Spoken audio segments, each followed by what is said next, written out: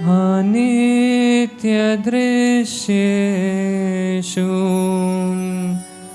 विवेच्य नित्यं तस्मिन् समाधात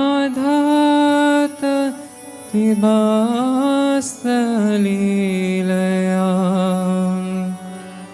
विवेकवैराग्यं विशुद्धचित्तं योऽसौ विवेकी तमहं नमामि। विवेकजानन्दं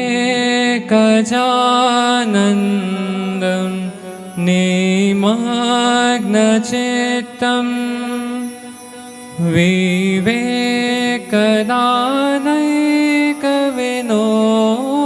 विवेकदानैकविनोदशीलं विवेकभाषा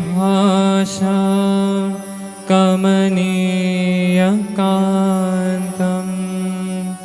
विवेकिनं तं सततं नमामि। ऋतं च विज्ञानम् अधिश्रयत्य निरन्तरं चादिमध्यान्तहीनं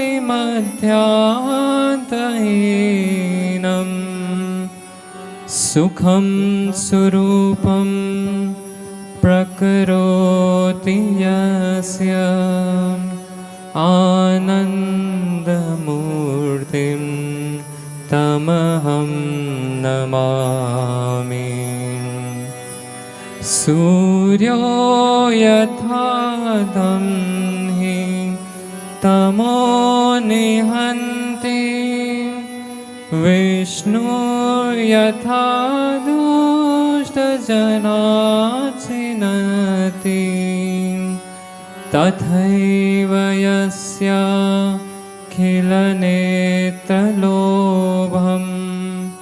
रूपं त्रितापं विमुखीकरोति तं देशिकेन्द्रं परमं पवित्रं विश्वस्य पालं मधुरं यतीन्द्रं हितायरीणां नरमूर्तिमन्तं विवेक आनन्दमहं नमामि। ॐ नमः श्री यतिराजाय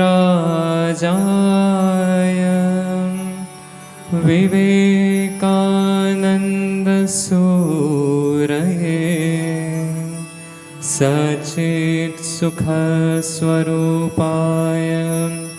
स्वामिने तापहारिणे सच्चित्सुखस्वरूपाय स्वामिने तापहारिणे।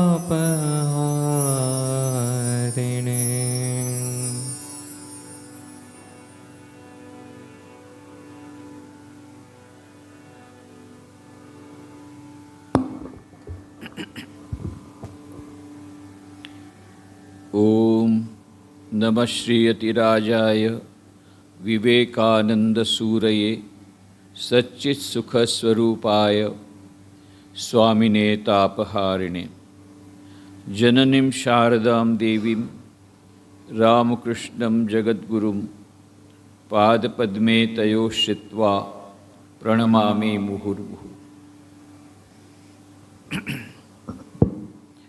भगवान श्री रामकृष्ण देव, माँ शारदा देवी एवं स्वामी विवेकानंद की कृपा से आज हम लोग यहाँ पर इस विवेकानंद मेमोरियल में विवेकानंद कथा का प्रारंभ कर रहे हैं। सबसे पहले मैं स्वामी इष्टमयानंद जी को धन्यवाद देना चाहूँगा कि उन्होंने इस प्रकार का आयोजन किया। और जैसा कि उन्होंने कहा, ये मानो एक दिव्य योजना का ही परिणाम है कि इस प्रकार से ये विवेकानंद जी की कथा का प्रारंभ एक ऐसी जगह से हो रहा है जहाँ स्वामी विवेकानंद स्वयं रुके। इसी दिलाराम बंगलो में बैठ करके स्वामी विवेकानंद ने जूनागढ़ के दीवान हरिदास विहारीदास देसाई को 26 अप्रैल 1892 को पत्र लिखा कि आपके मित्र मणिभाई जशभाई, जो कि बड़ौदा के उस समय दीवान थे, मेरा बहुत अच्छा सत्कार किया, मुझे बहुत अच्छी तरह रखा, और आज मैं बम्बई के लिए निकल रहा हूँ, यहाँ से रवाना हो रहा हूँ। ये हमारे पास डॉक्यूमेंट एविडेंस है कि स्वामी विवेकानंद यहाँ रहे थे और तत्कालीन दीवान मणिभाई जशभाई के अतिथि के रूप में रहे थे। और इसीलिए पूज्य स्वामी आत्मस्थानंद जी महाराज, जो कि बाद में चलकर समस्त रामकृष्ण मठ मिशन के 15वें अध्यक्ष बने, वे उस समय वाइस प्रेसिडेंट थे। उनकी बहुत इच्छा थी कि जिस बंगले में स्वामी विवेकानंद रहे उसको मेमोरियल बनाया जाए, स्मृति मंदिर बनाया जाए। और इसीलिए हमने गुजरात सरकार को कहा कि इस प्रकार से हमें यह बंगला यदि सौंप दिया जाए, जैसा कि पोरबंदर में आपने दिया, तो हम उसको स्मृति मंदिर बनाएंगे। तो जब मैं गया था, नरेंद्र भाई मोदी उस समय मुख्यमंत्री थे, उन्होंने कहा ठीक है, मैं बंगला तो दे दूंगा, शर्त रखी उन्होंने, मैं आपके हाथ में नहीं दूंगा, आत्मस्थान जी महाराज जिनको मैं अपना गुरु समझता हूँ उनके हाथ में मैं दूंगा, यदि वो आएंगे तो मैं दूंगा।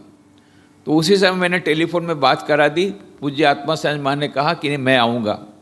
और फिर 18 अप्रैल 2005 को रामनवमी के शुभ अवसर पर 2005, आज से ठीक 20 साल पहले 18 अप्रैल 2005 को सुबह यहाँ पर बहुत ही सुंदर पूजा हवन सब हुआ। शाम को नरेंद्र मोदी जी खुद आए और आत्मस्थान में तो एक दिन पहले ही आ गए, वो खुद आए, उन्होंने यहाँ पर पूजागृह में अपना प्रणाम निवेदन किया। फिर यहाँ पर नीचे में जो प्रदर्शनी है स्वामी विवेकानंद के चित्रों की प्रदर्शनी, उसका उद्घाटन किया। फिर यहाँ से सभी लोग चले गए गांधीनगर हॉल में, पूरा हॉल भरा हुआ था और वहाँ पर ये हैंडिंग ओवर सेरेमनी हुआ, जबकि उन्होंने डॉक्यूमेंट्स जो इस बंगले के श्री नरेंद्र मोदी जी ने पूज्य आत्मस्थान महाराज के हाथों में वह सौंप दिए। इस प्रकार से 18 अप्रैल 2005 से बड़ौदा सेंटर का उद्घाटन हुआ और आज उस उद्घाटन के दिन ही विवेकानंद कथा का भी उद्घाटन हो रहा है। यह भी एक बहुत बड़ी बात है, ये अद्भुत संयोग। और ये विवेकानंद कथा ऐसे ही मन में आया। आज तक तो मैंने तो कभी विवेकानंद कथा कही नहीं है कहीं पर, और मुझे नहीं मालूम किसी और ने कही है। मेरे ख्याल से विश्व में पहली बार विवेकानंद कथा बड़ौदा में हो रही है, वो भी बड़ौदा में।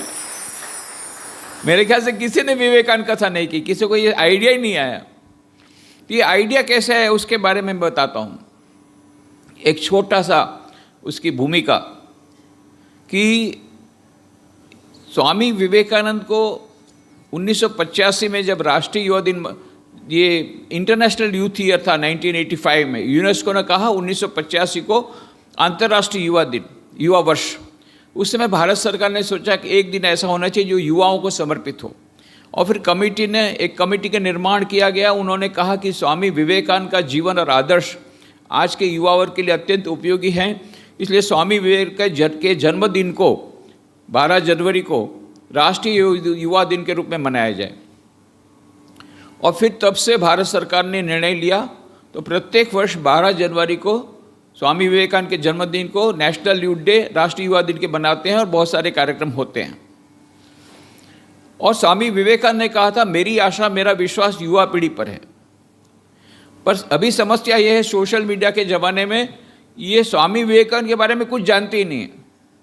फिल्मी हीरो के बारे में जानते हैं, हॉलीवुड के हीरो के बारे में जानते हैं, बॉलीवुड के हीरो के बारे में जानते हैं, जो सच्चे यूथ हीरो हैं, यूथ आइकॉन हैं, उनके बारे में कुछ जानते नहीं। तो और जो कुछ जानते हैं वो गलत जानते हैं। मैं बोलता हूँ, उसका नाम मैंने दिया है व्हाट्सएप यूनिवर्सिटी। ये व्हाट्सएप यूनिवर्सिटी से उन लोगों को जो मिलती है उसमें ज़्यादा करके जानकारी सब गलत रहती है, और सब लोग अपना फॉरवर्ड करते जाते हैं, अंधे के समान फॉरवर्ड, खुद पढ़ते नहीं है, सीधा फॉरवर्ड, सीधा फॉरवर्ड फॉरवर्ड फॉरवर्ड। तो वो ये लाखों बार वो चीज़ चली जाती है कि इस प्रकार से स्वामी विवेकानंद का ओरिजिनल वॉइस शिकागो धर्म सभा का, मैं उदाहरण देता हूँ, सभी लोग मुझे भेजते रहते हैं कि स्वामी विवेकानंद को ओरिजिनल वॉइस आपको कितनी बार कहा, आपने नहीं दिया, अब मैं आपको देता हूँ। क्या है? स्वामी विवेकानंद को ओरिजिनल वॉइस। अरे भाई, उस समय रिकॉर्ड करने का कोई इंस्ट्रूमेंट ही नहीं था, साइंटिफिक डिस्कवरी नहीं होती, 3 मिनट से ज़्यादा कोई रिकॉर्ड हो नहीं सकता था, और स्टूडियो में रिकॉर्ड होता था। वो पूरा 3.5 घंटे का मुझे पूरा प्रोग्राम दे रहा है, स्वामी विवेकानंद को ओरिजिनल वॉइस। उसके बाद में प्रमाणित भी हो गया कि वो फेक था, परंतु कोई मान नहीं रहा है उस फेक, अभी वो चलाते ही जा रहा है ओरिजिनल वॉइस। ऐसे बहुत सारे उदाहरण हैं। वो एक ऑस्ट्रेलियन बॉलर है, वो बॉलिंग कर रहा है, उसका सिर निकाल दिया फोटोशॉपिंग करके, उसमें स्वामी विवेकानंद का सिर रख दिया, बोला देखो ये स्वामी विवेकानंद। नरेंद्र नाथ तो ये कॉलेज में जब थे वो क्रिकेट में बहुत अच्छा खेलते थे, इतना विकेट उन्होंने लिया, ये बॉलर देखो बॉलिंग करता है, वो फोटो मैं आपको भिजवा रहा हूँ। फिर बाद में देखा गया वो तो ऑस्ट्रेलियन बॉलर बॉलिंग कर रहा था, उसका ऊपर का सिर उड़ा करके स्वामी विवेकानंद कर डाल दिया। ऐसे ऐसे सब व्हाट्सएप यूनिवर्सिटी में सब चल रहा है। तो किसी के पास ऑथेंटिक इन्फॉर्मेशन नहीं है, तो इसलिए हमने सोचा कि, और सब लोग को किताब पढ़ने के लिए देते, किताब पढ़ते नहीं है, वो सब सोशल मीडिया में ऐसा हो गया कि किताब तो पढ़ते ही नहीं है। फिर हमने क्विज कंपटीशन इसलिए शुरू किया, उसके बहाने कम से कम परीक्षा लेते हैं तो कुछ लोग पढ़ते हैं। फिर हमने सोचा चलो विवेकानंद कथा करके वहाँ पर ऑथेंटिक इन्फॉर्मेशन दिया जाए, तो भले कथा में कुछ कम लोग आएंगे, आप तो इतनी सारे संख्या में आएंगे मुझे पता नहीं था। आइडिया ये था कि जो 10-12 लोग आएंगे तो कम से कम रिकॉर्ड करके उसको भेजते जाएंगे सबको विवेकानंद कथा। पर आप लोग बहुत बड़ी संख्या में आ गए, मुझे हम लोग को ये उम्मीद नहीं थी, ऐसा आशा नहीं थी। तो जो भी हो, तो ये उसका बैकग्राउंड है उसका कि ये कथा के माध्यम से स्वामी विवेकानंद के बारे में ऑथेंटिक इन्फॉर्मेशन सबको मिले, क्योंकि स्वामी विवेकानंद कोई प्री हिस्टोरिक फिगर नहीं है। उनके फोटोग्राफ उपलब्ध हैं, अभी 125 साल पहले वो यहाँ पर हाजिर थे, 1902 में वो यहाँ हाजिर थे इस पृथ्वी पर। हाँ, बाकी जो हजारों साल पहले कोई फिगर हो, भगवान बुद्ध के बारे में कोई किंवदंती कर ले तो ठीक है, पर स्वामी विवेकानंद के बारे में तो हमको पूरी डेट वाइज जानकारी है, तो वहाँ पर हम क्यों कॉम्प्रोमाइज़ करेंगे विद द बेसिक फैक्ट्स। इसलिए, और दूसरा जैसा इष्टम्यान जी ने कहा कि स्वामी विवेकानंद ये तो यूनिवर्सल पर्सनालिटी है, वो किसी देश के नहीं है। अभी ये ग्लोबलाइजेशन के जमाना आ गया है, ग्लोबलाइजेशन की सब बातें करते हैं, वैश्वीकरण हो रहा है, पर ग्लोबल पीस कहाँ है? विश्व शांति नहीं है। विश्व शांति तब तक नहीं आएगी जब तक कि वैश्विक सिविलाइजेशन नहीं आएगी, ग्लोबल सिविलाइजेशन नहीं आएगी। और ग्लोबल सिविलाइजेशन कब आएगी? जब ग्लोबल पर्सनालिटी स्वामी विवेकानंद के जैसे वैश्विक व्यक्तित्व उनके बारे में हम जानना शुरू करेंगे, जिन्होंने सारे विश्व के भ्रातृत्व के बारे में बातें कही। अब शिकागो धर्म सभा में उन्होंने जो कहा, उसमें तब से 1893 में उन्होंने कहा कि सारे विश्व में यदि हमको शांति स्थापित करना है तो हमें एक वैश्विक सभ्यता लानी होगी। वसुधैव कुटुंबकम की बात को उन्होंने नए परिप्रेक्ष्य में रखा विश्व के लिए, तो उनका संदेश से सारे विश्व के लिए अत्यंत महत्व का है। उनका जो जीवन है सारे विश्व को जानने के लिए बहुत महत्वपूर्ण है और बहुत ही इंस्पायरिंग उनकी लाइफ है।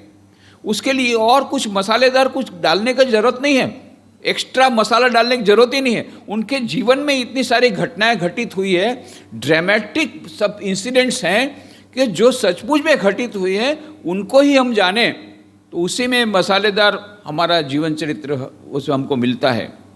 तो इसलिए हम चाहते हैं कि फैक्ट्स के बारे में, जो सचमुच में घटनाएं घटी, जिस प्रकार से घटी, उस प्रकार से घटनाओं के बारे में हम जानें। तो इसलिए आप लोगों को भी मैं यही कहूँगा, अब एक तो व्हाट्सएप यूनिवर्सिटी के ऊपर ज़्यादा दारोमदार न दें, फैक्ट्स को यदि जानना है तो किताबें भी पढ़ें तो ऑथेंटिक किताबें पढ़ें। अभी स्वामी विवेकानंद की भी बहुत सारी किताबें उपलब्ध हैं, कई प्रकाशन विभाग करते हैं।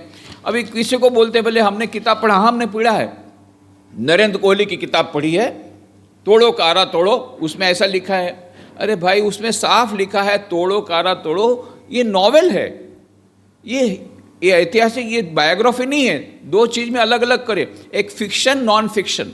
Life of Swami Vivekananda is non fiction, और तोड़ो कारा तोड़ो ये जो नॉवेल है, इट इज अ फिक्शन। तो उसमें तो कल्पना वो मिला देते हैं, वो कल्पना को आप उसको सच मान लेते हैं, इसलिए ये भी ध्यान रखना है। तो हम यहाँ पर जो बातें करेंगे, ये है सबसे ज़्यादा ऑथेंटिक बायोग्राफी स्वामी विवेकानंद की है, जो 1913 में अद्वैत आश्रम से प्रकाशित हुई, life of Swami Vivekananda by his eastern and western disciples. कोई भी आपको चाहिए तो आप वो किताब में से देखिए, उसमें सभी ऑथेंटिक है और सब कुछ उसमें डेट वाइज दिया हुआ है। जहाँ तक जितने भी जाता है उसमें जितना अधिक से अधिक हो सके ऐसा प्रयत्न किया गया है कि सभी घटनाएं जो घटी है उसी प्रकार से प्रदर्शित की जाए। दूसरी किताब है comprehensive biography of Swami Vivekananda by S N. Dhar. ये विवेकानंद केंद्र से प्रकाशित हुई है।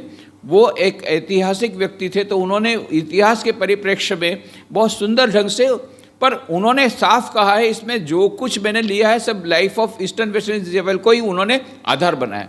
पर कहीं कहीं पर जगह पर जो कड़ी खुटती थी उन्होंने उस पर थोड़ा सा और प्रयत्न करके डेट वगैरह सब उसमें दिया है। वो भी बहुत अच्छी किताब है।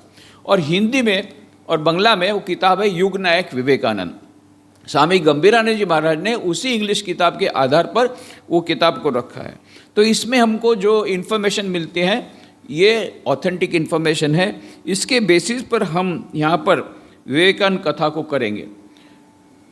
अब कथा लोग सुनने आएंगे तो भी पूरा बैठेंगे कि नहीं पता नहीं, अभी विवेकानंद की कथा को कितना वो उसमें रस लेंगे ये हमको थोड़ा डाउट था। इसलिए हमने कहा भाई पार्थ पंड्या को, भाई तुम भी थोड़ा साथ में बैठना, बीच बीच में भजन गाना कर गीत गाना, तो थोड़ा सा लोग उठते होंगे तो वापस बैठ जाएंगे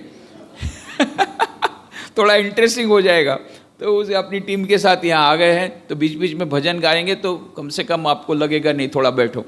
दूसरी बात है कि संगीत को क्यों उसमें डाला है, क्योंकि श्री रामकृष्ण देव बहुत अच्छे गायक थे, अद्भुत गायक, डिवाइन। और स्वामी विवेकानंद वो भी बहुत बड़े गायक। अब आप वचनामृत पढ़िए, कथामृत, बार बार हर पेज में कुछ न कुछ भजन आएगा। श्री रामकृष्ण गा रहे हैं, श्री रामकृष्ण नृत्य कर रहे हैं गाते गाते। तो गीत, म्यूजिक को रामकृष्ण स्वामी विवेकानंद के जीवन से अलग नहीं किया जा सकता है, तो इसलिए बीच बीच में म्यूजिक आएगा ही। तो इसलिए वो उस समय श्री रामकृष्ण देव ने किस प्रकार से गीत गाया था, उस समय स्वामी विवेकानंद ने किस प्रकार से गीत गाया था। अब वो ओरिजिनल वॉइस तो हमारे पास उस समय टेप रिकॉर्डर था नहीं तो कर लेते, और हम थे भी नहीं, और हम रहते तो भी टेप रिकॉर्डर नहीं था, तो अब क्या करें। परंतु ऐसी बात कही गई कि जो हमारे सीनियर स्वामी जी लोग थे उन्होंने उन लोगों के पास से जान लिया कि किस सुर में गाते थे, किस प्रकार से गाते थे, और इस प्रकार से एक परंपरा चली आ रही है कि जो गीत स्वामी विवेकानंद या श्री रामकृष्ण गाते थे उसको जिस प्रकार से वो गाते थे उस सुर में, उसी प्रकार से स्टाइल में गाने का प्रयत्न यहाँ पर किया जाएगा। जो कि मैंने कहा है कि जो हमको पास पारंपरिक जो गीत है वो जिस सुर में गाया करते थे वही। अभी आपने एक स्तोत्र सुना, वो स्तोत्र स्वामी रामकृष्णानंद जी महाराज ने स्वामी विवेकानंद पर बनाया था। तो ये हमारी परंपरा रामकृष्ण मठ मिशन में हम इसी सुर में गाते हैं, इसी सुर में वो स्तोत्र को करते हैं। तो इस प्रकार से उन्होंने ये यहाँ पर प्रस्तुत किया, तो इसलिए म्यूजिक के साथ हम गाते हैं। तो अभी जब हम शुरू कर रहे हैं कथा, तो कथा का प्रारंभ होगा स्वामी विवेकानंद के जन्म से। तो आप सब जानते हैं 12 जनवरी 1863, 12 जनवरी 1863 को कलकत्ता में, अभी उसको कोलकाता हो गया पर मैं तो कलकत्ता कहूँगा क्योंकि उस समय वो किताबों में कलकत्ता ही लिखा गया है। तो अभी कोलकाता आप बाद में अपना मन में कर लेना, मैं कलकत्ता बोलूँगा। तो कलकत्ता में सिमुला स्ट्रीट में, सिमुलिया एरिया का नाम है, मोहल्ले का नाम है सिमुलिया। तो वहाँ पर शिमला में भी बोलते हैं शिमला। तो उस जगह पर, और आप तो अभी वहाँ जा सकते हैं, जिस मकान में स्वामी विवेकानंद का जन्म हुआ था वहाँ बहुत अच्छा मेमोरियल बन गया है, स्वामी विवेकानंद एंसेस्ट्रल हाउस। उसको आप विजिट कर सकते हैं। लेटेस्ट बहुत टेक्नोलॉजी के साथ वहाँ म्यूजियम बनाया गया है, उसको आप विजिट कर सकते हैं। तो उसी मकान, और वहाँ पर वो जगह भी बताई गई है, जिस जगह पर स्वामी विवेकानंद का जन्म हुआ था उस जगह को भी वहाँ पर आपको दर्शाया गया है। आप जाएंगे तो आपको वो जगह बताई जाएगी। तो उसी मकान में, स्वामी विवेकानंद एंसेस्ट्रल हाउस में 12 जनवरी को सुबह 6 बजे, लगभग 6 बजे स्वामी विवेकानंद का जन्म हुआ। पर कैसे हुआ? ऐसे नहीं हुआ। उनकी माता भुवनेश्वरी देवी अत्यंत धर्मपरायण थी। उनके पिताजी विश्वनाथ दत्त, उनका नाम भी विश्वनाथ दत्त, ये कोलकाता हाई कोर्ट में अटॉर्नी थे, वकील थे। और भुवनेश्वरी देवी को कोई पुत्र नहीं था, पुत्रियां थी। तो वो शिव जी की बहुत पूजा करती थी प्रतिदिन। और कितने दिनों तक उन्होंने पूजा की, कि लंबी अवधि तक उन्होंने पूजा की। रोज शिव जी को पूजा करके कहते थे मुझे एक पुत्र दे दो। इतना ही नहीं, वाराणसी में उनके जान पहचान वाली महिला थी, वृद्धा थी, उनको कहा, वहाँ पर वाराणसी में वीरेश्वर शिव जी का मंदिर है, बोले वहाँ पर आप विशेष पूजा दो मेरी तरफ से। और वहाँ पर पूजा का बंदोबस्त उन्होंने किया। पता नहीं, विश्वनाथ का मंदिर जो है वो ज़्यादा फेमस है, उसके बदले में वीरेश्वर मंदिर में, वीरेश्वर जी का मंदिर अभी भी है, गंगा के किनारे है, आप चाहना तो जा सकते हैं। तो वीरेश्वर शिव जी के मंदिर में क्यों पूजा दिलवाई हमें पता नहीं। हो सकता है कि उसके पास में वो रहती हो तो उसको पास होगा, इसलिए होगा, जो भी होगा। ये वीरेश्वर शिव जी को उन्होंने पूजा दिलवाई।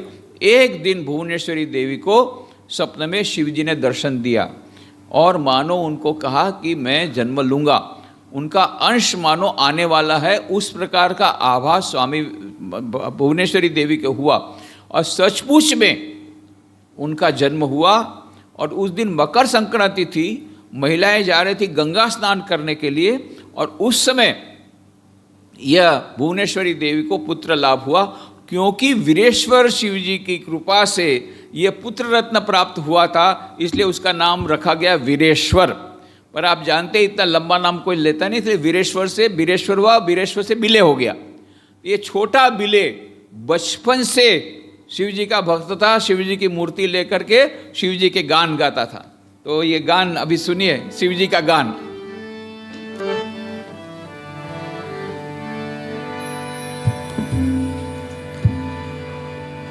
डिमिके डिमिके डिमिक डिमिके डिमिके डिमिक नाचे भोलानाथ।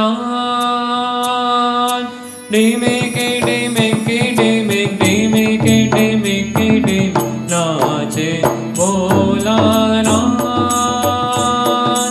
नाचे भोलानाथ,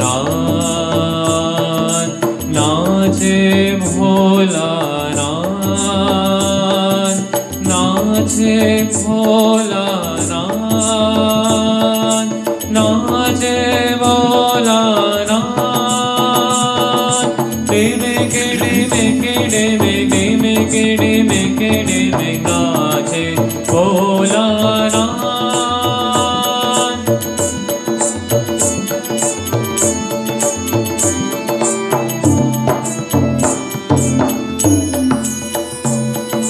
मृदंग बोले शिव शिव शिव ओम, डमरू बोले हर हर बम बम।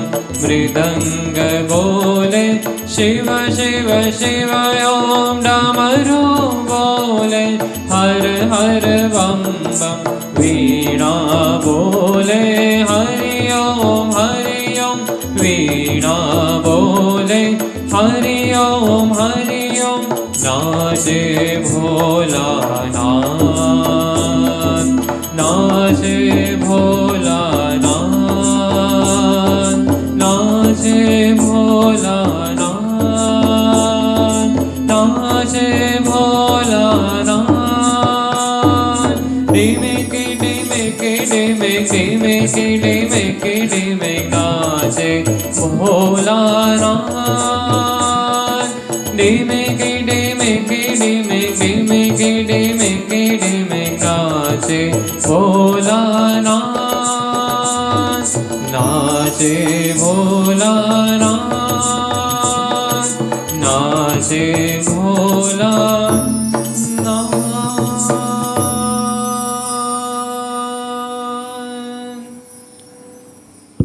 बिले बचपन से ही बहुत तूफान मस्ती करता था। आज की भाषा में कई माताएं मुँह आकर बोलती है ये बच्चा हाइपर एक्टिव है, उसको संभालना बड़ा मुश्किल है। तो यदि आपकी ये हालत है तो भुवनेश्वरी देवी की कैसी हालत हुई होगी। वो तो सुपर हाइपर एक्टिव बिले, किसी से संभालता नहीं था। 2 आया रखी गई थी उसके लिए स्पेशल। वो तो एरिस्टोक्रेटिक फैमिली में थे, बहुत उस समय तो बहुत बड़ा मकान था उनका और बहुत बड़ी इनकम थी, तो घोड़ा गाड़ी भी उनके पास थी।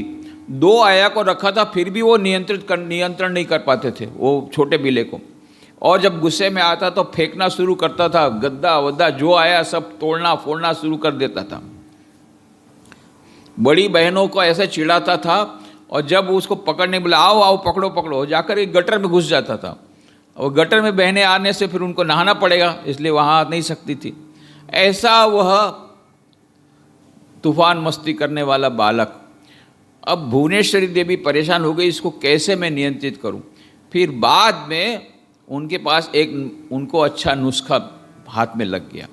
जब भी वो बहुत ज़्यादा इस प्रकार से चिल्लाता और क्रोधित हो जाता, तुरंत भुवनेश्वरी देवी आकर के नल के नीचे रख देती उसको, ऊपर से ठंडा पानी डालती, शिव शिव शिव शिव, और शिव जी का नाम सुन करके बच्चा एकदम शांत हो जाता।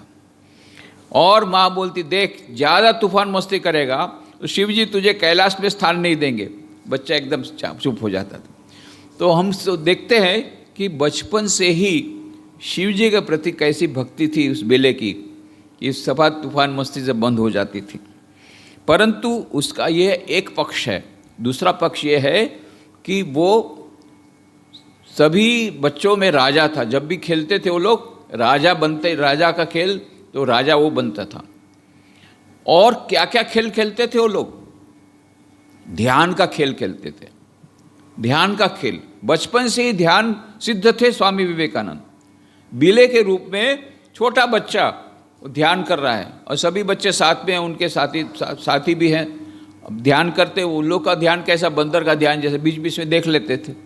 देखा एक बड़ा नाग आ गया पास में, नाग को देख करके चिल्ला कर भगे वो लोग रूम में से बाहर और चिल्ला करके बोले बिले बिले नाग आया, नाम आया ना।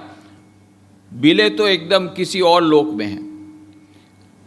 सब जितने घर वाले परिवार वाले दौड़ करके आए, देखा बिले ध्यान कर रहा है और पास में एक नाग है। उनकी भी हिम्मत नहीं हो रही है वहाँ पर जाकर के उनको बोले क्या करेंगे। पर थोड़ी देर में नाग अपने आप मानो प्रणाम करने आया हो वापस चला गया। तब जाकर के इनके जी में जी आया। तो कहने का मतलब बिले बचपन से ही ध्यान सिद्ध था। ध्यान का खेल खेलते खेलते ध्यान में डूब जाता था। और उनके बचपन की बहुत सारी कहानियां हैं, आप लोगों ने सुना होगा। एक तो बचपन से ही उसको गरीबों के प्रति बहुत प्रेम था। गरीबों के प्रति उसकी दया बहुत थी, दया का बहुत भाव था। इसलिए जो भी कोई आता भिखारी, तुरंत जो मिला वो उसको दे देता। अब भुवनेश्वरी देवी परेशान हो गई, ये सब जो चीज़ उसको तो कीमत पता नहीं है, ऐसा करने से कैसे दिवाला निकल देगा। तो उसको जाकर के फिर बाद में वो उसको ऊपर में बंद कर दिया, ऊपर के कमरे में बंद कर दिया। बिले कोई कम था क्या, उसने देखा खिड़की खोल दिया। उसने खिड़की से देखा नीचे एक भिखारी रह है, उसको बुलाया। फिर अभी कुछ है नहीं तो सब टटोलते एक पेटी मिली, माँ की पेटी, जिसमें ताला नहीं था, ताला नहीं लगा था। उसको खोला और कीमती साड़ी माँ की वो उसको दे दिया। और भिखारी तो एकदम खुश हो गया, इतनी कीमती साड़ी।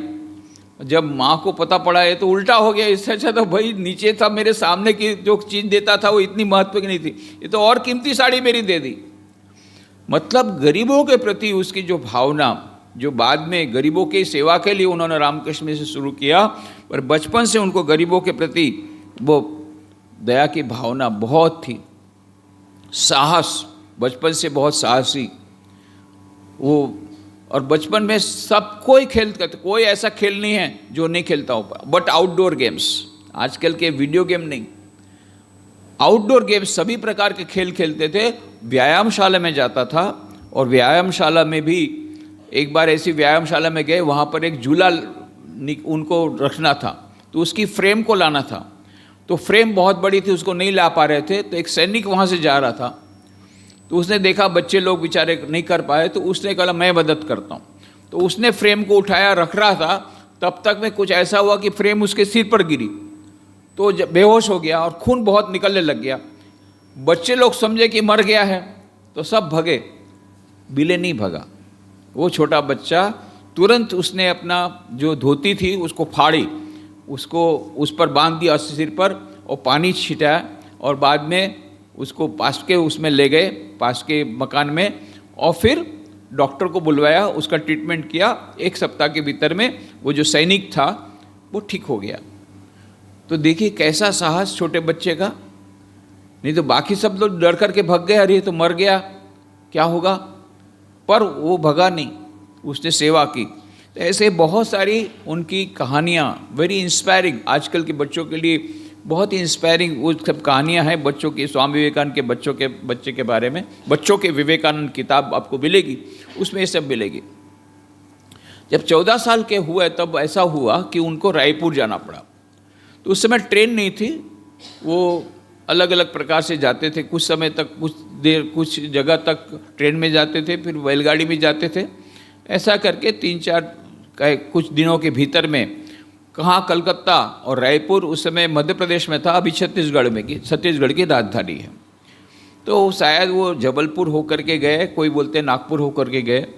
तो जो भी होगा, उसमें एक बहुत महत्वपूर्ण घटना घटी कि जब वो रायपुर जा रहे थे, और रायपुर क्यों जा रहे थे कि उनके पिताजी विश्वनाथ दत्त को कोई विशेष प्रकार का कोर्ट का केस था, और उनके मित्र वे वहाँ रायपुर में रहते थे, तो उन्होंने उनको बुलाया था। तो 2 साल तक बूढ़ापार नाम का इलाका है रायपुर में, वहाँ पर वो रहे थे।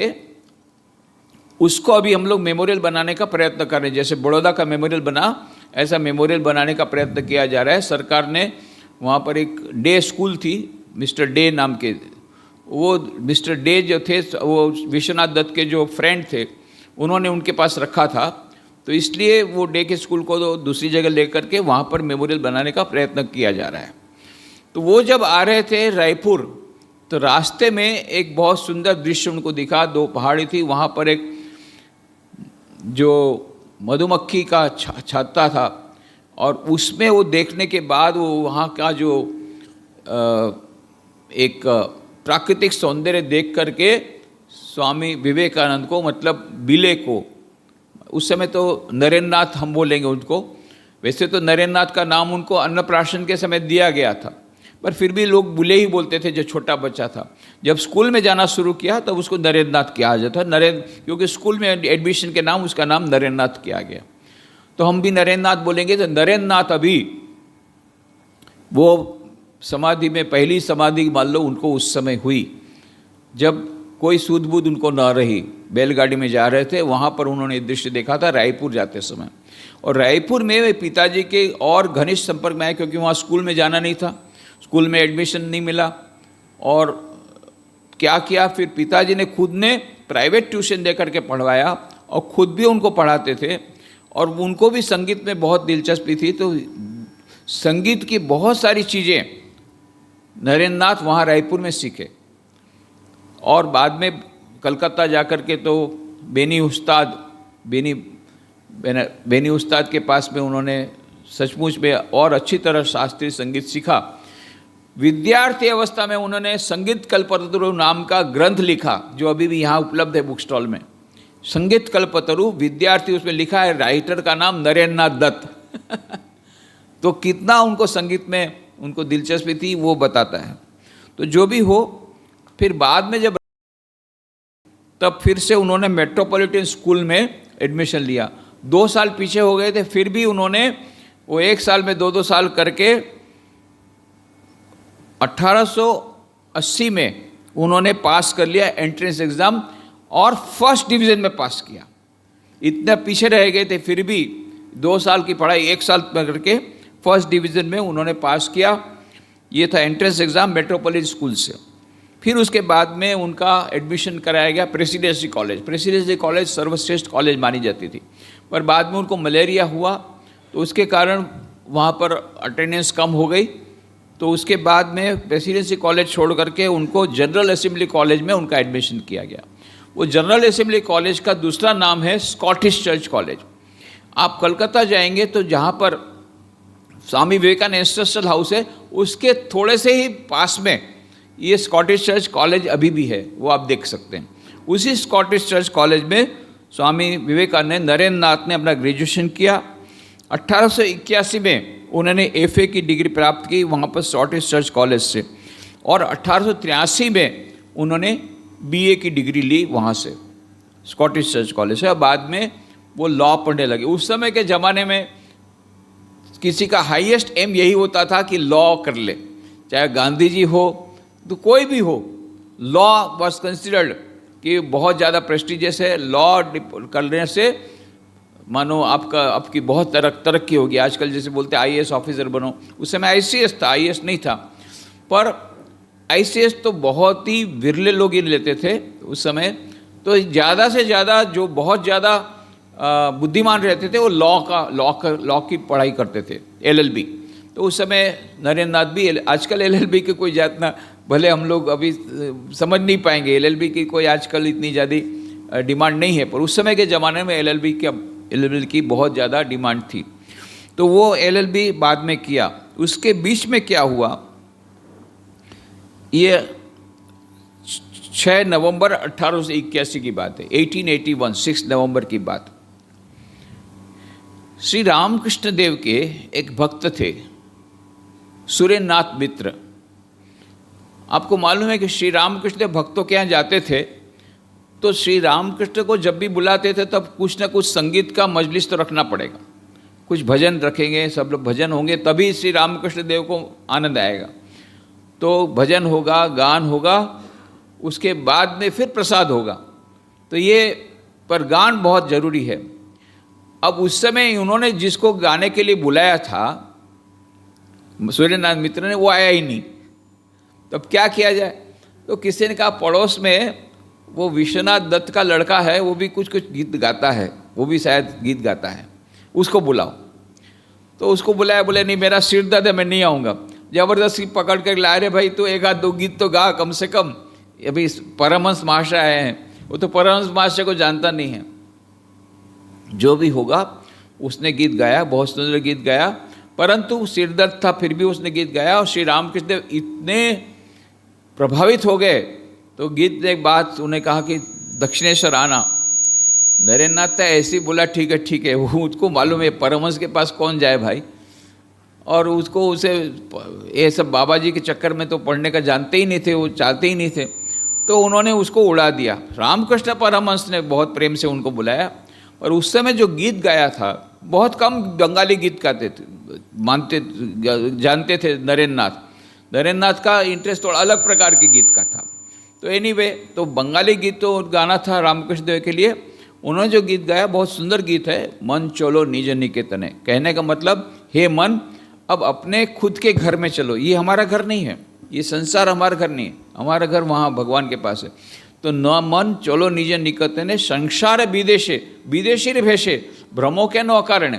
अरे ये विदेश में, ये तो विदेश है, ये विदेश में रह करके क्यों अकारण भ्रमित कर रहे हो, चलो चलो अपने घर चले। मन चलो निज निकेतने।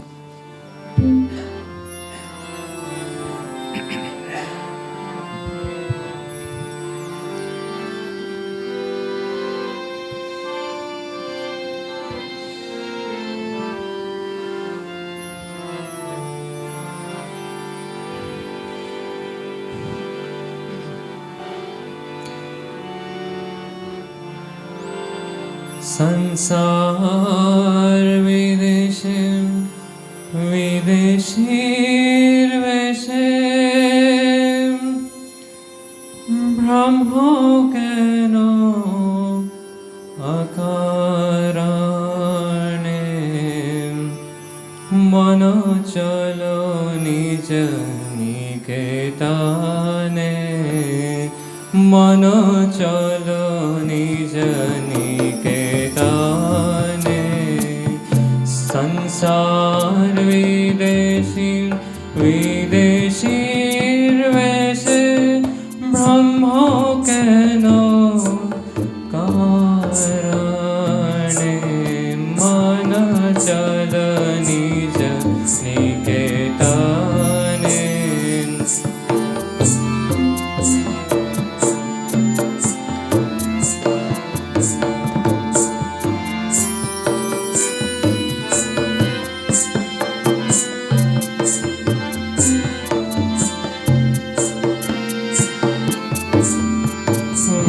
विषय पंचक आहारभूतगण सब तर्पण केऊ नयन पान विषय पंचकम आहारभूतगण सब तर्पण केऊ नयन पान पर प्रेम केनो हाय अचेतन पर प्रेम केनो हाय अचेतन भूली छो अपन जाने मन चल निज निकेतने मन चल निज निकेतने संसार विदेश विदेशीर वेश ब्रह्म केनो अकारणे मन चल निज निकेतने मन चल निज निकेतने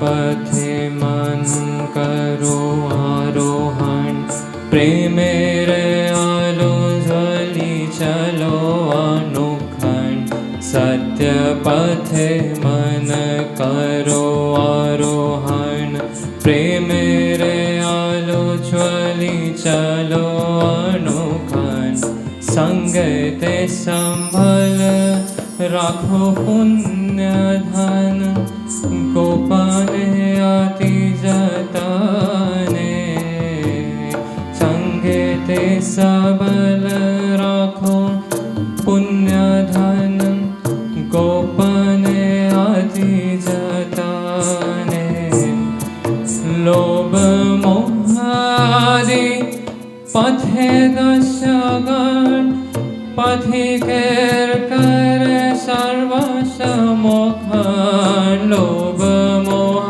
जादि पथे दशगण पथिकेर कर सर्वसमोखन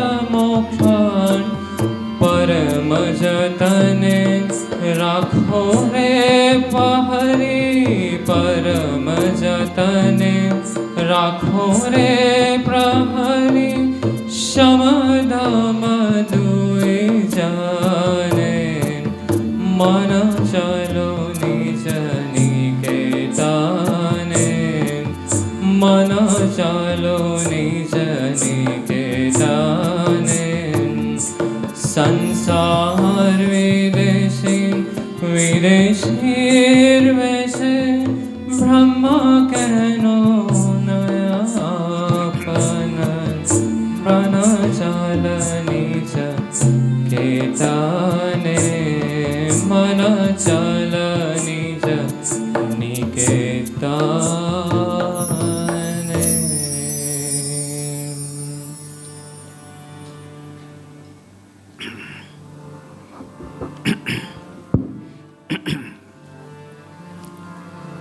स्वामी विवेकानंद नरेंद्र नाथ, उनको परीक्षा में बहुत अच्छे नंबर कोई नहीं मिलते थे, बहुत बुद्धिमान थे, उनकी मन की एकाग्रता भी बहुत अच्छी थी। क्यों?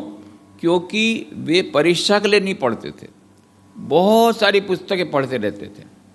कभी कभी ऐसा हुआ जैसे परीक्षा के अगले दिन पता पड़ा ये ज्योमेट्री का पेपर है, एक रात में ज्योमेट्री के पेपर के बारे में पढ़ करके परीक्षा दे दी और पास हो गए, पर पासिंग मार्क्स है। उनको परीक्षा के रिजल्ट के बारे में चिंता नहीं थी, वो जीवन की पढ़ाई करना चाहते थे। उस समय के ज़माने में जब वो विद्यार्थी थे स्कॉटिश चर्च कॉलेज में, उन्होंने डॉक्टर हर्बर्ट स्पेंसर के साथ कॉरेस्पॉन्डेंस किया और हर्बर्ट स्पेंसर ने भी कहा कि अरे भाई एक विद्यार्थी, कॉलेज का लड़का इस प्रकार से इतनी बड़ी ऊंची दार्शनिक बातें कर रहा है। तो can't, Hegel, John Stuart Mill, doctor Herbert Spencer, ये सब पाश्चात्य दार्शनिकों की किताबें उन्होंने पढ़ ली थी उस समय। और ये किताबों को पढ़ने के बाद वे अज्ञेयवादी बन गए, नास्तिक नहीं, अज्ञेयवादी। वे चाहते थे कि मुझे प्रमाण चाहिए, वे सत्य का साक्षात्कार करना चाहते थे।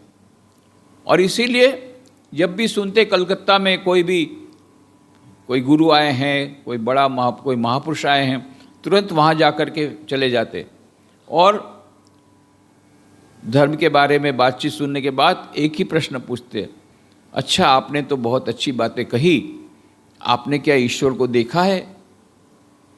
और ये प्रश्न केवल पूछने के लिए नहीं, उनको मन में यह व्याकुलता थी ईश्वर को प्राप्त करने के लिए, इसलिए पूछते थे कि आपने ईश्वर को देखा है?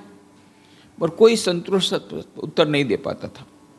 फिर उन्होंने सुना कि महर्षि देवेंद्रनाथ टैगोर, रविन्द्रनाथ टैगोर के पिताजी, जिन्होंने ब्रह्म समाज की स्थापना की थी, साधारण ब्रह्म समाज, अच्छा वो तो एक नौका में रहते थे, एक केबिन में सब समय ध्यानमग्न रहते थे। तो एक दिन वहाँ पहुँच गए, देखा महर्षि ध्यान में मग्न हैं।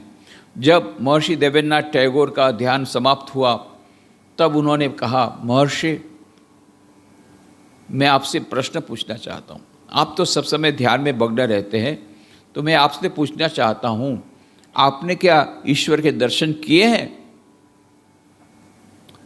महर्षि देवेंद्रनाथ टैगोर ने थोड़ी देर तक नरेंद्रनाथ की ओर देखा, फिर कहा, बेटा तेरी आंखें तो बड़ी सुंदर है, योगी के समान है। नरेंद्रनाथ बड़े निराश हुए, मुझे मेरी आंखों की प्रशंसा नहीं चाहिए, मुझे मेरे प्रश्न का उत्तर चाहिए। निराश हुए। उस समय की बात है, एक दिन कॉलेज में गए थे, ऐसा कुछ हुआ कि उस दिन इंग्लिश प्रोफेसर, जो इंग्लिश लिटरेचर पढ़ाते थे, वो प्रोफेसर एब्सेंट थे। तो प्रिंसिपल विलियम हेस्टी, ये प्रिंसिपल विलियम हेस्टी बहुत बुद्धिमान थे। प्रिंसिपल विलियम हेस्टी स्वयं इंग्लिश लिटरेचर का क्लास लेने आए और वर्ड्सवर्थ की कविता दी एक्सकर्शन नाम की कविता उसको पढ़ाने लगे। और उस कविता में एक वर्णन आता है कि कवि प्राकृतिक सौंदर्य देख करके अति चेतन अवस्था में चला जाता है, समाधि अवस्था में चला जाता है, सुपर कॉन्शियस स्टेट में चला जाता है। और तो विद्यार्थी ने पूछा, सर क्या सचमुच में ऐसा पॉसिबल है, ऐसा संभव है कि कोई व्यक्ति सुपर कॉन्शियस स्टेट में चला जाए, समाधि अवस्था में चला जाए, क्या ऐसा संभव है? तो प्रिंसिपल ने कहा, हाँ संभव है। मैंने एक व्यक्ति को देखा है जिसको बारंबार इस प्रकार से समाधि की अवस्था होती है, और तुम लोग यदि चाहो तुम भी उनके दर्शन कर सकते हो, क्योंकि वो कलकत्ता में ही रहते हैं, रामकृष्ण परमहंस दक्षिणेश्वर मंदिर में रहते हैं, उनका दर्शन कर लो, उनको बारंबार समाधि की अवस्था होती है। और तब नरेंद्रनाथ ने सोचा, चलो ये बाबा जी को भी देखते हैं। और फिर उनको लगा कि हाँ, वो रामकृष्ण परमहंस को तो मैंने उनको गीत भी सुनाया था, उन्होंने कहा था आने के लिए। इस बीच में फिर ये भी सुना, अरे रामचंद्र उनके जो चाचा थे वो भी रामकृष्ण के भक्त थे, वो भी बार बार बोलते थे, चल तुझको यदि धर्म ही चाहिए तो चल तुझे अच्छे एक संत के पास ले जाता हूँ जहाँ पर तेरी सभी प्रश्नों का समाधान हो जाएगा। रामचंद्र दत्त कहते थे। वो क्यों कहते थे? क्योंकि नरेंद्रनाथ के पिताजी चाहते थे नरेंद्रनाथ का विवाह हो जाए, और नरेंद्र बोलते थे मैं विवाह नहीं करूँगा, मुझे विवाह से कुछ लेना देना नहीं है, मैं तो अध्यात्म का रास्ता लेना चाहता हूँ। और पिताजी तो बहुत स्ट्रिक्ट थे, क्योंकि मुश्किल से उनको एक अच्छी ऑफर आई थी। लड़की के जो पिताजी थे उन्होंने कहा था 10,000 रुपये डावरी देंगे। उस समय के ज़माने में 10,000 रुपये डावरी, और ऊपर से उसको यूके भेजेंगे, इंग्लैंड भेजेंगे, और ICS की परीक्षा का पूरा खर्च उठाएंगे। तो ये तो खुश हो गए विश्वनाथ दत्त, वरे मेरा लड़का ICS बनेगा और शादी भी हो जाएगी, 10,000 रुपये डावरी भी मिलेगा, सब कुछ तय करके आ गए। नरेंद्रनाथ ने कहा, आप जो भी क्या, हमको मेरे को बिना पूछे आप तय किया, अरे बरे मेरी प्रेस्टीज चली जाएगी, मेरा जो हो, मैं किसी हालत में विवाह करने वाला नहीं हूँ। जब ये बात रामचंद्र दत्त को पता पड़ी तो उन्होंने कहा, अरे तुझे यदि आध्यात्म के रास्ते पर ही जाना है, संसार में नहीं जाना है, तो चल मैं तुझे ले चलता हूँ, रामकृष्ण परमहंस के पास चल, असली आध्यात्मिकता वहाँ मिलेगी। ये सब उनको याद आ गया, अरे रामचंद्र दादा रामचंद्र भी, चाचा जी भी यही तो बोलते हैं कि रामकृष्ण परमहंस चल। इधर विलियम हेस्टी बोल रहे हैं प्रिंसिपल कि रामकृष्ण परमहंस को जाओ, उनके पास उनको जाओ, देखो उनको बार बार समाधि की अवस्था होती है, चलो। चले दक्षिणेश्वर। दक्षिणेश्वर जब गए तो देखा रामकृष्ण देव बैठ करके बातचीत कर रहे हैं भक्तों के साथ। जा कर के बैठ गए, थोड़ी देर तो सब बातचीत हुई, उसके बाद अच्छा ठीक है, आपने तो बहुत अच्छी अच्छी बातें की, अब मेरे एक प्रश्न का उत्तर दीजिए, क्या आपने ईश्वर के दर्शन किए हैं? और पहली बार उनको संतोषप्रद उत्तर मिला। श्री रामकृष्ण देव ने कहा, हाँ बेटा, मैंने स्वयं ईश्वर के दर्शन किए हैं। इतना ही नहीं, फिर क्या कहा, जिस प्रकार से मैं तुझे देख रहा हूं उससे अधिक प्रत्यक्ष रूप से मैं उनके दर्शन करता हूं। यदि तू चाहे तो तुझे भी उनके दर्शन करा सकता हूं, पर तुझे साधना करनी पड़ेगी। कितना सुंदर उत्तर! ये मानो धर्म का विज्ञान है। विज्ञान क्या बोलता है कि हाइड्रोजन ऑक्सीजन गैस बन करके पानी बनेगा। हाँ, हाइड्रोजन गैस है, ऑक्सीजन गैस है, पैसे पानी बने। अरे भाई, मानने की बात नहीं है। तुम लेबोरेटरी में आओ, हाइड्रोलिटिक प्रोसेस करो, बाद में तुमको न मिले पानी तो तुम बताना कि नहीं, हम नहीं मानते। इसमें मानने की बात नहीं है, ये एक्सपेरिमेंट करने की बात है। तो श्री रामकृष्ण ने कहा, मैंने दर्शन किए, तुम चाहो तुम भी दर्शन कर लो, पर लेबोरेटरी में आना पड़ेगा, साधना रूपी प्रयोगशाला में आना पड़ेगा। नरेंद्र नाथ ने कहा, ठीक है, चैलेंज स्वीकार कर ली। और उन्होंने साधना की और बाद में उनको निर्विकल्प समाधि की प्राप्ति हुई थी, ये हम जानते हैं। तो ये बाद में उन्होंने रामकृष्ण देव के पास आना जाना शुरू किया, पर ऐसे उन्होंने स्वीकार नहीं किया, अच्छी तरह कसौटी करते थे, ठोक बजा करके उन्होंने स्वीकार किया गुरु को, ऐसे स्वीकार नहीं किया। और रामकृष्ण देव बड़े खुश हुए, प्रसन्न हुए, ठीक है बेटा, गुरु को अच्छी तरह देखना, बाद में उनका स्वीकार करना। इधर जब नरेंद्र नाथ ने, जब ये सब बात हो गई, उसके बाद में जब आए थे रामकृष्ण देव के पास, तो नरेंद्र नाथ ने, स्वामी श्री रामकृष्ण देव ने अद्भुत बात की। नरेंद्र नाथ को लेकर के पास के बरामदे में चले गए। तो नरेंद्र नाथ तो समझ नहीं पाए कि क्या, क्यों ले जा रहे हैं। जा करके और दूसरे पास में बरामदे में जा करके, रामकृष्ण देव कहाँ, ये तो नरेंद्र नाथ तो एक युवक 20 साल का, ऐसा हाथ जोड़ करके रामकृष्ण देव रोते रोते बोल रहे हैं, इतनी देर से आए हैं, आप तो नारायण, आप तो नर ऋषि के रूप में आए हैं, आप तो नारायण हैं, आप इतने देर से आए, और फिर अपने हाथ से मिठाई खिलाने लगे। नरेंद्र नाथ ने कहा, देखिए मुझे दे दीजिए, मैं अपने मित्रों के साथ, ना उनको बाद में मिलेगी, पहले तुम खा लो। अपने हाथ से खाना, अपने मुंह, उनके मुंह में मिठाई डाल दी, स्तुति करने लग गए, मानो वे साक्षात नारायण है। नरेंद्र नाथ ने सोचा, भैया किस पागल के पड़ गया मैं, ये तो पागल के यहाँ आ गया मैं, कुछ समझ नहीं पाया, तो भगे वहाँ से। बोले, ये तो बड़ा पागल के इसमें पड़ गया मैं, ऐसा सा बात करते कोई, अरे मैं तो विश्वनाथ दत्त का लड़का हूँ, बोलते तुम नारायण हो। अब क्या करें, पर उन्होंने सोचा कि भाई जो भी होगा, उसने ईश्वर के प्रति भक्ति है, उन्हें कहा है कि मैंने दर्शन करा दूंगा। तो फिर गए। इस बार जब गए, बैठ करके रामकृष्ण देव धीरे धीरे उनके तरफ सड़कते करके आए। बोले, अरे भाई आज फिर क्या कांड करेगा पता नहीं है। तब तक में तो उन्होंने, रामकृष्ण देव ने यहाँ उंगली छू दी छाती पर। जैसे ही वहाँ पर उंगली स्पर्श किया, पूरा संसार घूमने लग गया, पृथ्वी घूमने लग गई, और चारों ओर जैसे मानो शून्य में विलीन हो रहा है, ऐसी उनको अनुभूति हुई। और वो चिल्ला कर बोले, क्या कर रहे हो ये मेरे को, मेरे माता पिता जो हैं वो फिर क्या करेंगे बेचारे मेरे बिना। उनको लगा कि बस मेरा भी नाश होने वाला, मैं मर रहा हूँ। तो बोले, अरे मेरे को क्या कर रहे हो तुम, मेरे माता पिता जो हैं। तो श्री राम ने फिर से उसको हाथी, अच्छा ठीक है, अभी रहने दे, अभी रहने दे, अभी टाइम नहीं हुआ, अभी भी आ सकती है माता पिता के प्रति, ठीक है अभी रहने दे। वो तो पहली बार में ही उसको ईश्वर का दर्शन कराना चाहते थे, पर वो सहन नहीं कर पाए। जो भी हो, नरेंद्र नाथ ने कहा भाई इससे तो सावधान रहना पड़ेगा, ये कब क्या स्पर्श कर देगा, क्या हो जाएगा, कुछ ठीक नहीं है। फिर बाद में बोले अभी से बहुत ये रहेंगे एकदम। तो तीसरी बार जब आए तो रामकृष्ण देव चलो ना थोड़ा सा घूमने निकलते हैं। घूम करके पास में यदु मल्लिक का बगीचा है, वहाँ जाकर के बैठे, पास में बैठा है, फिर से छू दिया उसके पैर पर हाथ रख दिया और नरेंद्र नाथ तो चले गए अलग अवस्था में, उनको पता भी नहीं पड़ा कौन सी अवस्था में गए। जब वो वापस आए तो देखा रामकृष्ण देव उनके छाती पर हाथ फेर रहे हैं। तो उनको कुछ पता नहीं, बट रामकृष्ण देव ने बाद में बताया था उस दिन मैंने उसके पास से सब जान लिया। अब आजकल के साइकोलॉजी बोलेंगे हिप्नोटाइज किया होगा, और नरेंद्र नाथ को भी ऐसे लगा मेरे को हिप्नोटाइज किया क्या। पर हिप्नोटाइज तो बोले किसके ऊपर चलता है, जिनका मन बहुत दुर्बल रहता है। उनको तो था मेरा मन तो बहुत सबल है, मेरे पर कौन हिप्नोटाइज करेगा, मैं ही सबको हिप्नोटाइज कर सकता हूँ, मेरे पर कौन हिप्नोटाइज करेगा। पर हुआ तो जरूर, ये तो सत्य बात है। तो बाद में रामकृष्ण देव ने कहा मैंने उसके पास जान लिया वो किस पर्पस से इस पृथ्वी पर आया है, वो क्या करने वाला है, सब कुछ बोले मैंने उसके पास ही जान लिया। नरेंद्र नाथ को ये सब पता नहीं है। तो जो भी होगा इस प्रकार से उनके पास उनकी ट्रेनिंग होते रही। रामकृष्ण देव के पास जाकर के वो उन्होंने उनकी बहुत प्रकार से परीक्षा लेना शुरू किया।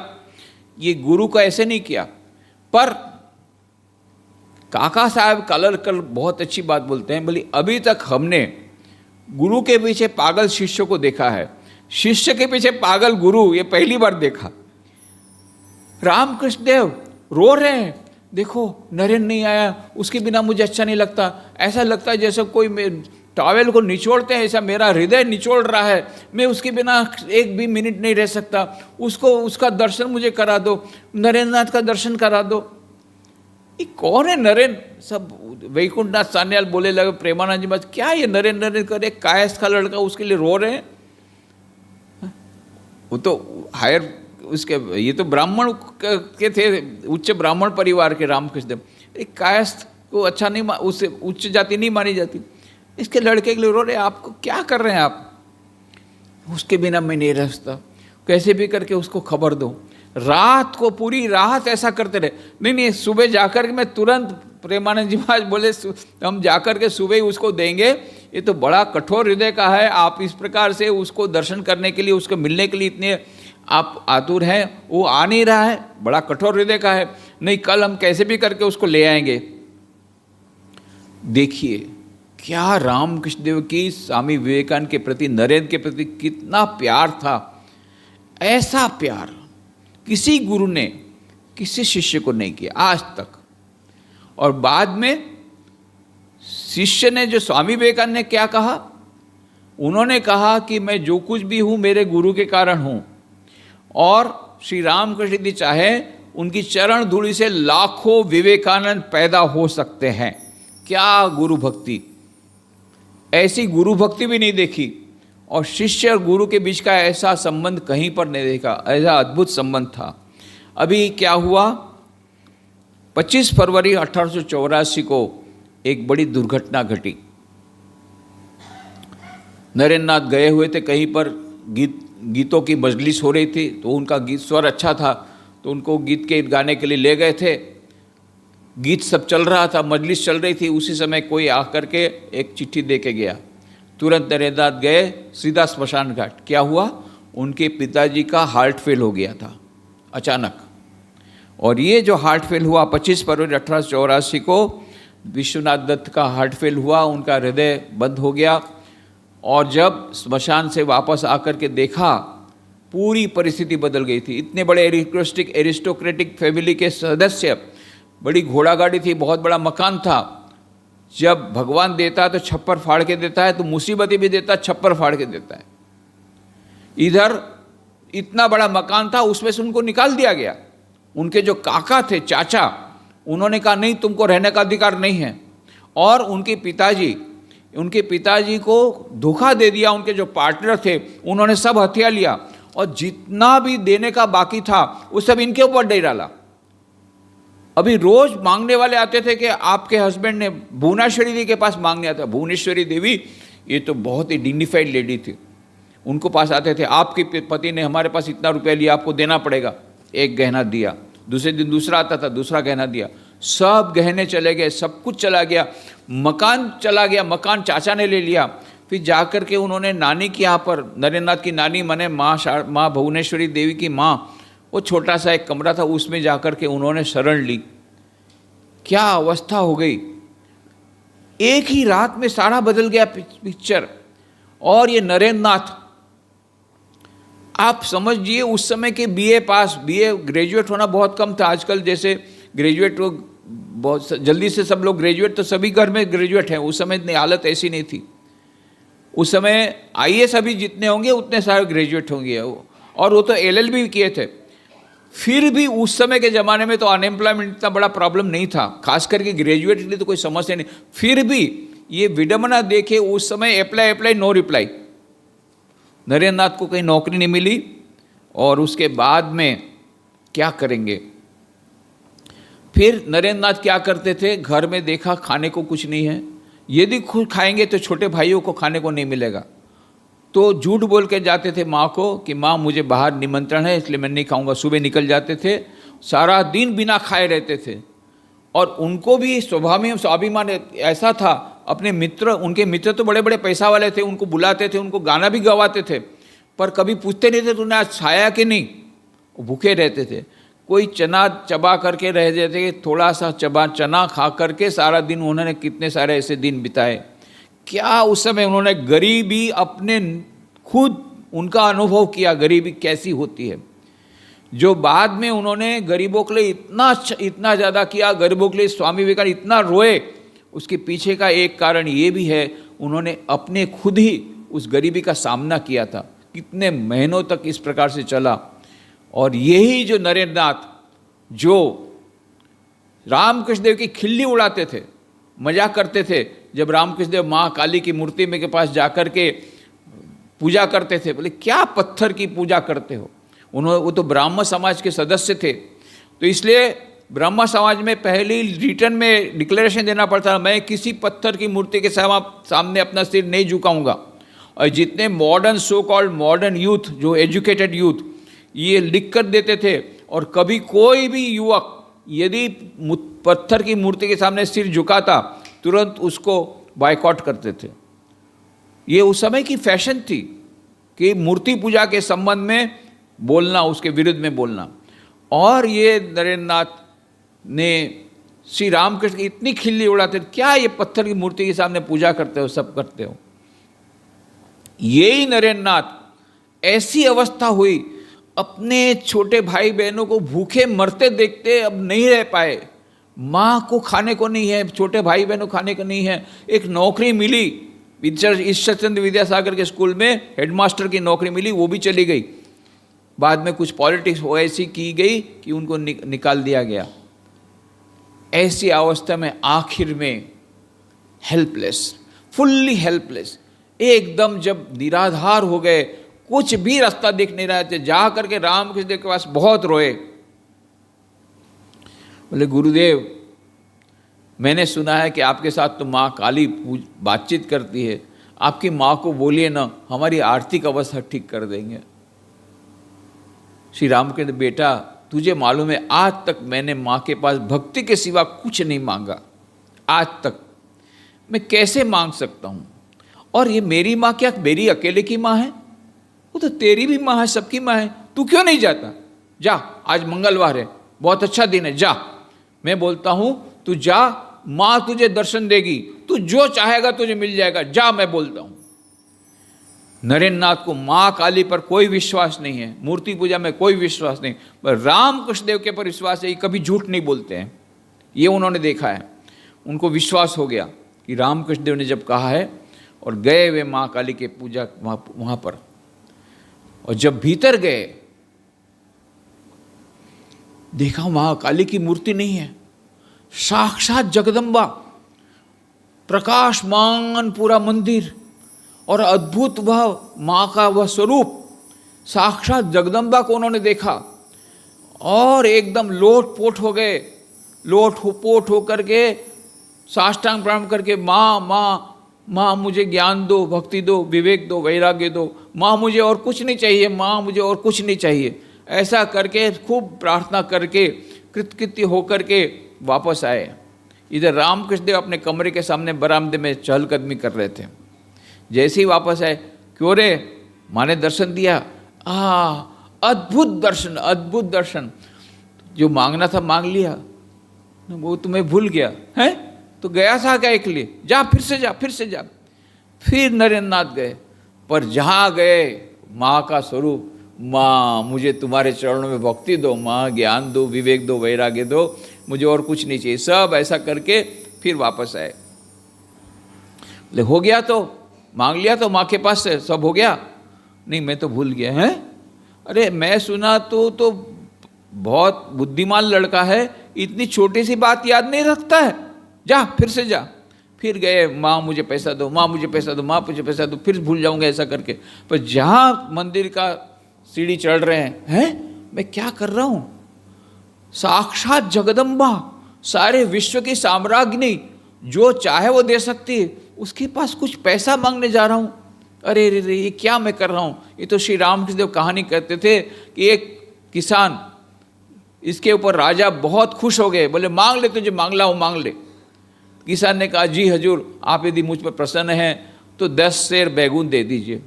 अरे बेवकूफ़, 10 गांव मांगता तो 10 गांव मिल जाते, राजा के पास जाकर के बैगून मांगता है, और बैगून तो तेरा पड़ोसी दे देता रहा। अब मैं कैसा मूर्ख हूँ, साक्षात जगदम्बा, उसके पास जाके पैसा मांगने जा रहा हूँ। माँ मुझे कुछ नहीं चाहिए, माँ मुझे ज्ञान दो, भक्ति दो, विवेक दो, वैराग्य दो। ऐसा करके फिर वापस आए। श्री राम के बस अब तो हो गया ना। बोले आप यहाँ से कुछ चाबी घुमाते हैं, अब मेरा सब मन वहाँ बदल जाता है, अभी मैं नहीं जाऊँगा, आपको कुछ करना ही पड़ेगा। ऐसा पैर पकड़ लिया उनका श्री रामकृष्ण देव का, छोड़ने, अभी मैं जाऊँगा नहीं, आपको ही कुछ करना पड़ेगा। तो श्री रामकृष्ण देव समाधि अवस्था में चले गए, और जब सामान्य अवस्था में बचे, ठीक है जा, मुझे आशीर्वाद दे, मैं तुझे आशीर्वाद देता हूँ, तेरे परिवार वालों को मोटे चावल और मोटे वस्त्र का अभाव नहीं होगा, मोटा कापड़, मोटा भात ओदेर अभाव होबे ना, मोटा चावल, मोटा कपड़े का अभाव तेरे परिवार को नहीं होगा, मैं तुझे यह आश्वासन देता हूँ। बस ये जब आश्वासन मिला तो नरेंद्रनाथ इतने प्रसन्न हो गए, बोलते माँ आपने माँ का इतने सारे भजन जानते, एक माँ का मुझे भजन मेरे को सिखा दीजिए। माने माँ के प्रति उनकी ऐसी भक्ति बढ़ गई।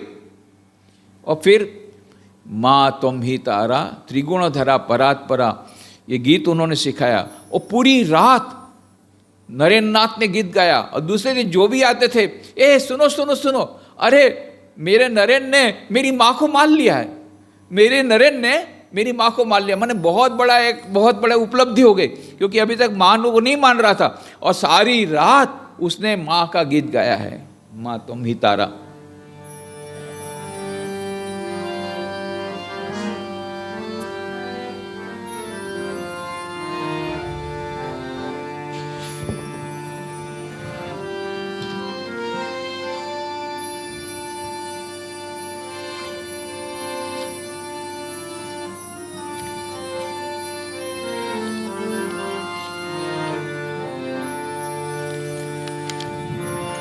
माँ त्वं हि तारा, अमर माँ त्वं हि तारा,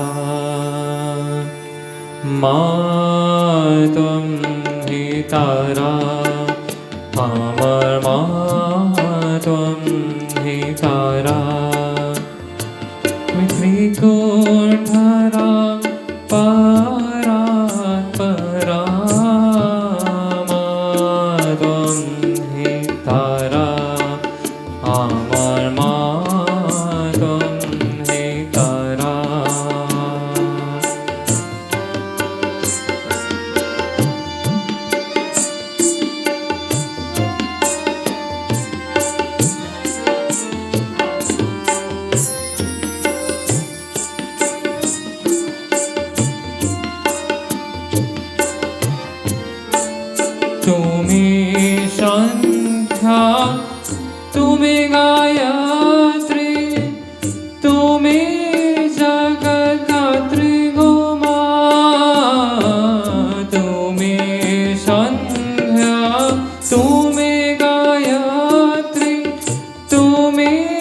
जगदात्री गोमो अकुल त्राणकर्त्री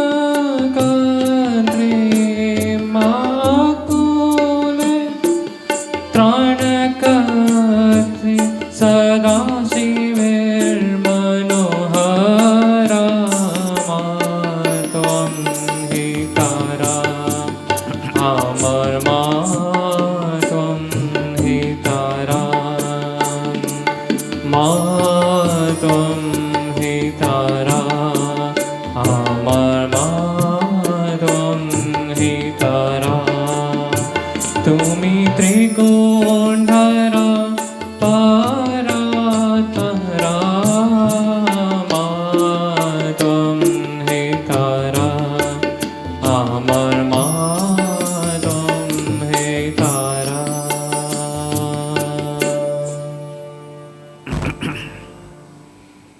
सारी रात नरेंद्र नाथ ने गीत गाया। श्री रामकृष्ण देव इतने प्रसन्न हुए क्योंकि सारे विश्व के लिए एक बहुत बड़ी घटना थी, समस्त विश्व के लिए। क्योंकि हम देखेंगे बाद में यही नरेंद्र नाथ स्वामी विवेकानंद बन करके सारे विश्व में गए और केवल अद्वैत वेदांत नहीं पर विशिष्टाद्वैत वेदांत और द्वैत, ये सभी उस ईश्वर को पहुंचने के विभिन्न मार्ग हैं। मूर्ति पूजा भी उनको पहुंचने का मार्ग हो सकता है। सगुण साकार निर्गुण निराकार ब्रह्म की उपासना के द्वारा हम उस ब्रह्म तक पहुंच सकते हैं। विश्व गुरु स्वामी विवेकानंद बाद में ये सब जो प्रचार करेंगे उसकी भूमिका श्री रामकृष्ण देव बना रहे हैं। बहुत आवश्यक था कि स्वामी विवेकानंद मूर्ति पूजा को स्वीकार करते, बहुत आवश्यक था कि वे जगदम्बा को स्वीकार करते, बहुत आवश्यक था कि वे ईश्वर के उस स्वरूप का स्वीकार करके सारे, क्योंकि उनको विश्व गुरु बनाना था। तो एक बहुत बड़ी इस घटना के साथ हम आज यहाँ समाप्त करेंगे और कल फिर से इसी गीत को और करना, यही गीत ही हमारा कंक्लूडिंग सॉन्ग रख देते हैं और कल फिर से हम लोग इसके ऊपर और आगे हम चर्चा करेंगे। आज यहीं समाप्त करें।